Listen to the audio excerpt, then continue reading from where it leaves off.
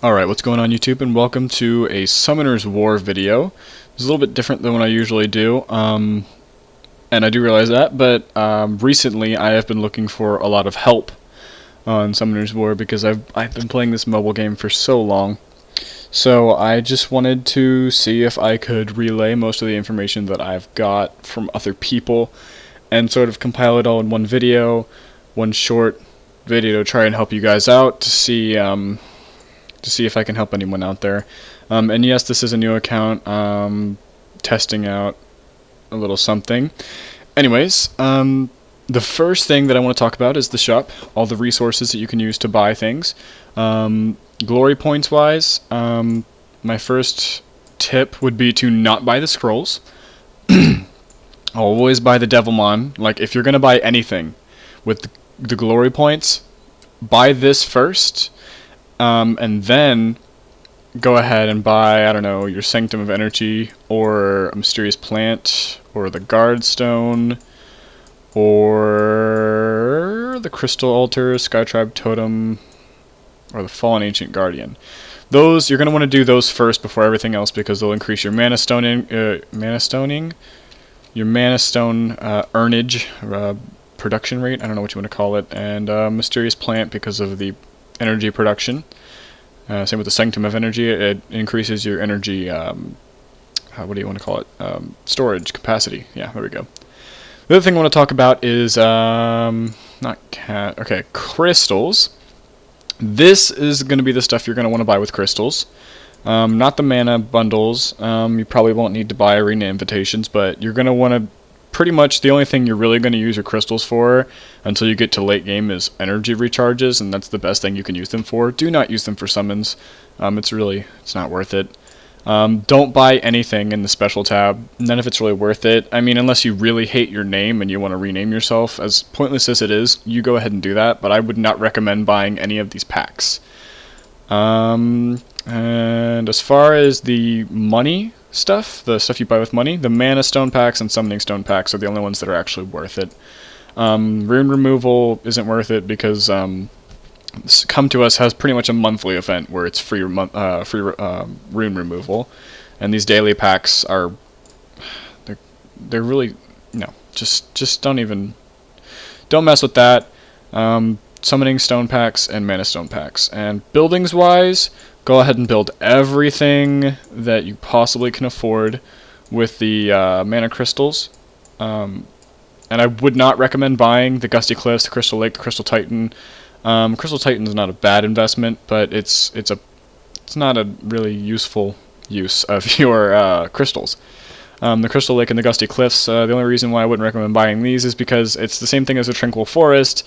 You have to actually tap on them and activate them to actually level them up, and if you're not on constantly, it's kind of hard to keep up with that, and it's not as convenient as it could be, and I'm pretty sure Come to Us did that on purpose, but I'm sure you understand what I'm saying. These aren't necessarily something you should have unless you're a higher level and don't want to spend the time farming for levels.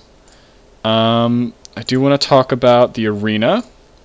You're going to want to set a defense of one monster, and make sure that it is a terrible monster, so either a 2-star you got out of an unknown scroll or something shitty that you haven't leveled yet, just to keep your points down, your placement in the arena, your rank, so that the people that you're matched with are easy to defeat, so you can farm them for arena points. This would be easier to show on my real account, but this one would get banned if Come to Us were ever to see this video. Another thing, events. Always participate in events. Hall of Heroes is never, ever a bad idea to participate in, even if it's Dark Undyne. People don't like Dark Undyne, but I will let you know just right now, if you're seeing this before the event ends, she's actually probably the second best Undyne. It probably doesn't seem that way, but if she's the only dark monster you have, she's actually pretty damn good. I would show you Fusion and explain Fusion to you, but because this is a fresh account, I don't have the Fusion hexagram, so I can't show you. I will say, if I can pull up the monster list, we can open up the Fire Sylph. Just want to talk about the Fire Sylph, because you can fuse for Fire Sylph, this one right here. This guy is the one that this is what you want to fuse first. Most people will tell you that you want to fuse for, where is he? Dark Ifrit, otherwise known as Veramos. Let me see if I can pull up his picture to show you who he is. Here he is right here, Veramos. Maybe I can go to his awakened form. Veramos.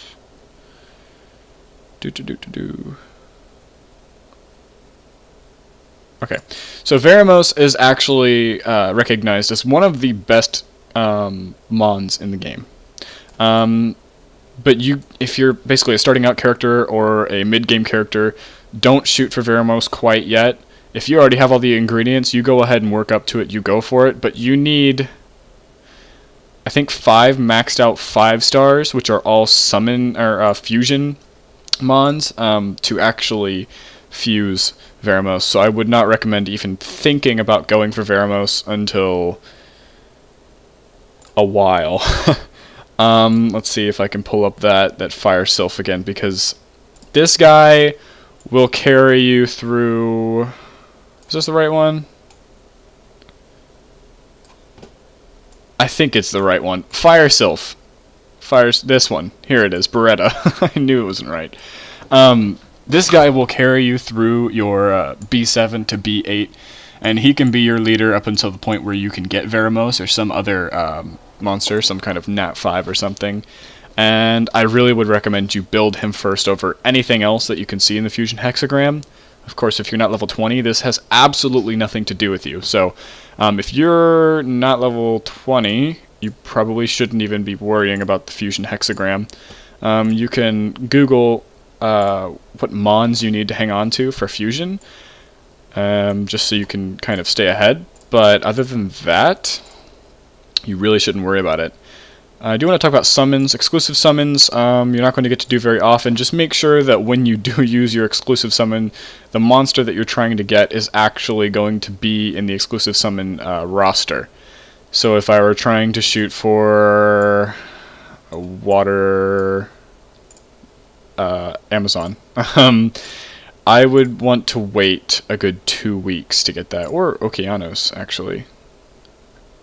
I have Okeanos on my main account. He's pretty awesome. Probably one of the best characters in the game, actually. Got him in a Mystical Scroll. Also, Mystical Scrolls. Okay, don't expect anything higher than a 3-star from a Mystical Scroll. You have a 75% chance for a 3-star, and then you have about, let's say, I can't remember the exact number, but it was like a 13% chance for a 4-star, and like a 1.2% chance for a 5-star. And I know that doesn't round up to 100%, but I'm going off of, short-term memory. Yeah. Anyways, Unknown Scrolls, same deal as Mystical Scrolls. You have 75% chance to get the shittiest ones, and pretty much a 0% chance to get the best. But it's happened pretty often that I get 3 stars from Unknown Scrolls, and the best place to get Unknown Scrolls would be to go into the Karos Dungeon. And, ooh, there's a Devilmon. Karos Dungeon, Giant's Keep. Giant's Keep, Dragon's Lair, and Necropolis are all 3 the best dungeons to go for mana stones, because you get those runes and you can sell them, but these also have mystical scroll drops. Giant's Keep has a Rainbowmon drop, which is extremely useful, because you can evolve the Rainbowmon. And then, here, actually, I have a few in my inventory that I could show you. These Rainbowmon right here, you get them default, max level, and at 2 stars. So if I were to get 2 2-star fodder monsters from my Unknown Scrolls, I could evolve these and have 3 stars, 3-star monsters to fuse for a 4-star. So that's extremely useful, and you want to hang on to those. Actually, I should probably... Yeah, no, I'll do that later. Anyways, make sure when you see these Angelmon and Devilmon things, you jump into that as soon as possible and get as many as you can, especially with the Angelmon. The Devilmon, you can only get 1. unfortunately. But this, you definitely want to jump into. Also, Devilmon. Do not use a Devilmon on anything less than a 4-star, a natural 4-star. If it is 3 stars, like this Frankenstein, do not use a Devilmon on this. Do not use a Devilmon on this, or this, or this, or this, or this. It's just for your own good. Do not waste your Devilmon. They are hard to come by. Trust me, you do not want to waste that. Hold on to it for when you get a Nat 5 or a Nat 4, because those are so rare, you're going to have a difficult time leveling up the skills. It makes sense. Let's see what else. I'm not really in a guild, so I can't show you the guild shop. Actually, I can show you the guild shop. There you go. Alright, so once again, don't really bother with the scrolls unless you have nothing better to buy. After you buy your weekly Rainbowmon, you can go ahead and buy whatever the hell else it is you want to buy. But this right here, this Rainbowmon for 150 glory points, is what you want to buy. That's the first thing you want to buy if you're in a guild and you can get guild points. Also, if you're in a guild and you're a newer player / intermediate player, you don't need to worry about being on the attack team. You don't need to be worrying about being on the defense team.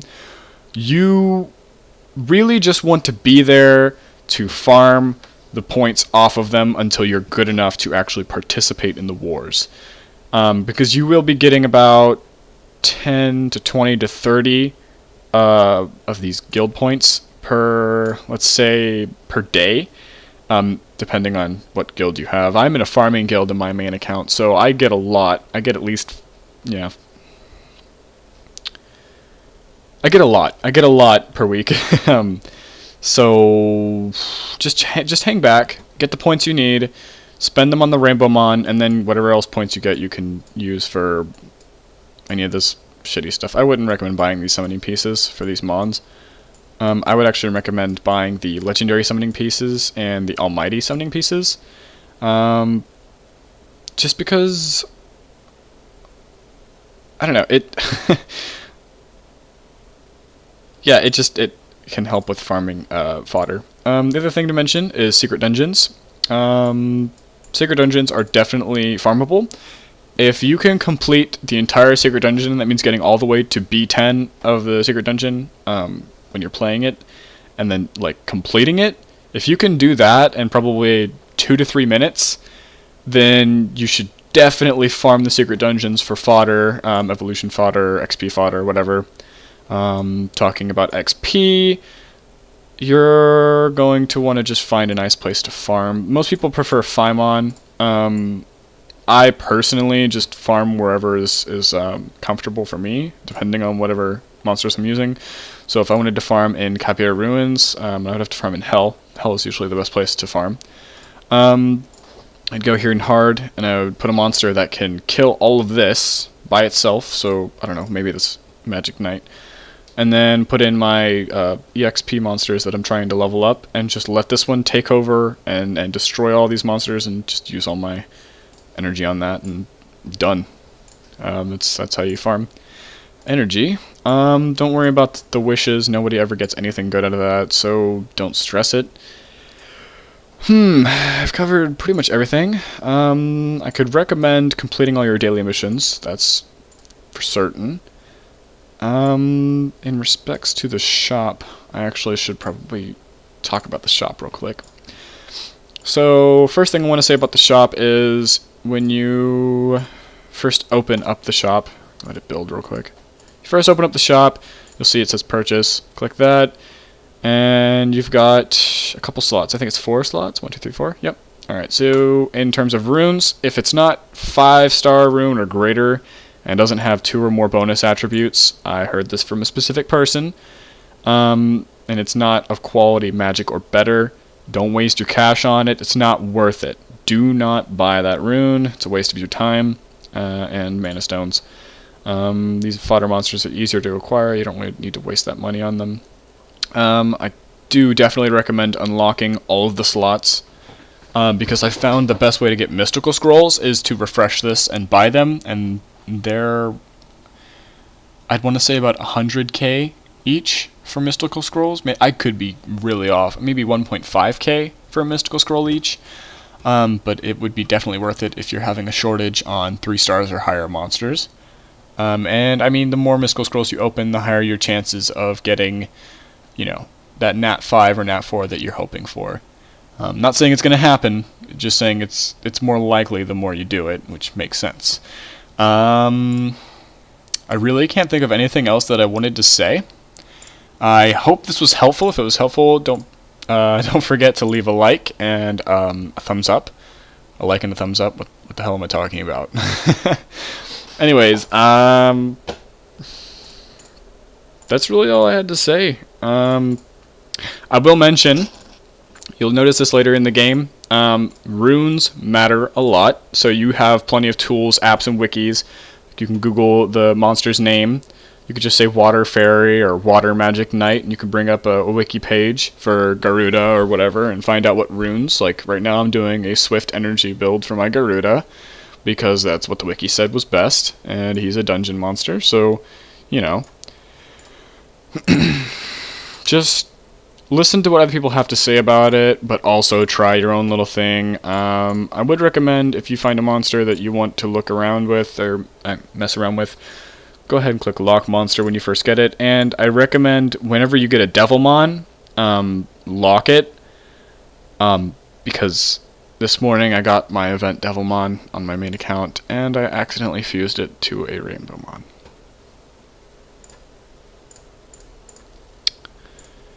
Yeah, it sucks.